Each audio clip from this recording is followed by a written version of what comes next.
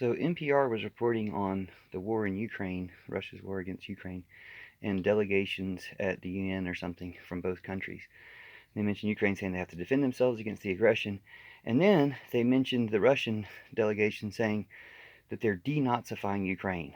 They said Putin says he's denazifying Ukraine.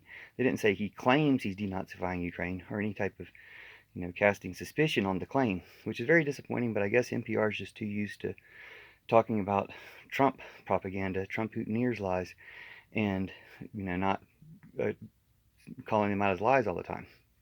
But it's also disappointing in a larger sense because Lula recently referred to Netanyahu as modern Hitler and to the Israeli forces being Nazis, and they don't report those things the same way. They're going to repeat Putin's lies that he's denazifying Ukraine, but no one's going to allow them to say they're denazifying Israel, when that's actually closer to the truth because there aren't really Nazis in Ukraine. And the way that Israel's acting is really like Nazis, and the way Putin is acting is really like Nazis. Keep in mind that one of the Nazi tactics is to accuse your opponents or your victims of the things that you're doing, which is true for Netanyahu in Ukraine. Also, whenever they follow this up with how there are Nazis in Ukraine, they always mention some Azov or Azog battalion, and maybe they are Nazis. I don't know, but they're not running the country.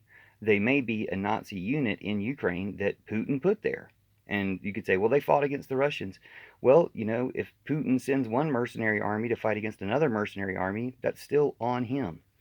When you look at it this way, when Netanyahu says he's going to eradicate Hamas, that he's going to de-Hamas Gaza, what if he orchestrated Hamas? What if he put Hamas there in order to start this war? In these cases, you have to look at Putin and Netanyahu as extremely and the ultimate evil. Denazifying Ukraine means getting the Russians out. Denazifying Russia means getting Putin out. Denazifying Israel means getting Netanyahu out and getting his cabinet and supporters out so you can have a decent country that's not overrun by Nazis. And denazifying NPR means when somebody says they're denazifying something, you either correct it, fact check it, or maybe you should spend some more time talking about things we need to actually denazify. Like we need to denazify America by stopping Trumpism. We need to denazify Brazil by stopping Bolsonaro. So he knows what he's talking about. He's seen the effect of these Nazis in his own country. We need to denazify Russia, India, Israel, and some other countries too. And we can do it if we just call it out for what it is and have a media that's responsible to the truth instead of, whatever their agenda is. Thank you.